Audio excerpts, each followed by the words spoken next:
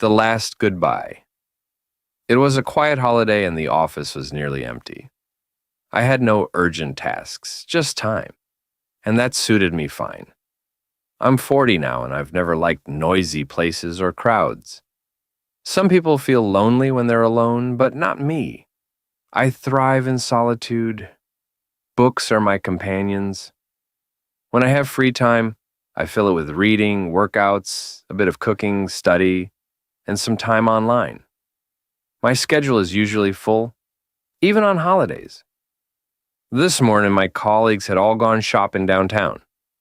I stayed back, determined to make the most of the day. Everything was going according to plan until my phone rang. It was her, my ex-girlfriend. I hadn't heard from her in years. Her voice was shaky but familiar. She said she was in town for some reason and wanted to see me, right now. She asked if I could meet her at the pagoda. I froze. My mind blanked. It was she who had told me she no longer loved me. It was she who left for further studies abroad. It was she who told me she'd soon marry a businessman. And now, she wanted to see me? I sat in silence, battling myself. Was this a trap? Was it foolish to go? I didn't know. My heart, once shattered and frozen, began to stir again. After half an hour of deep thought, I made my decision. I went.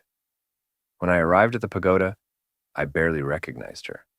She had changed, dramatically. The once radiant woman I had loved now stood before me thin, pale, and weary. She wore an old blouse and a worn-out longyi. Her makeup was cheap and poorly applied. Time had not been kind. She smiled faintly and asked if I could lend her money for her return bus fare. My heart sank. What had happened to her? We hadn't seen each other in years. And now this? We sat and had lunch downtown. She didn't speak much, just said she'd come not only for some business, but also to apologize for everything she had done to me. At 4:30 p.m., I saw her off at the bus station. That was the last time I ever saw her. 3 months later, I saw her name again. But this time, it was on a Facebook post. She had died. I stared at the screen, numb with disbelief. I reached out to our mutual relatives and learned the whole truth. Her father had passed away in 2022, and her family had plunged into poverty. She was diagnosed with lung cancer. She tried to survive, but the treatments were too expensive. With no support, she worked as a cleaner in a bar at night and eventually turned to sex work to survive. She, whom I once loved with all my heart, my everything, had lived through unimaginable suffering, and she died alone.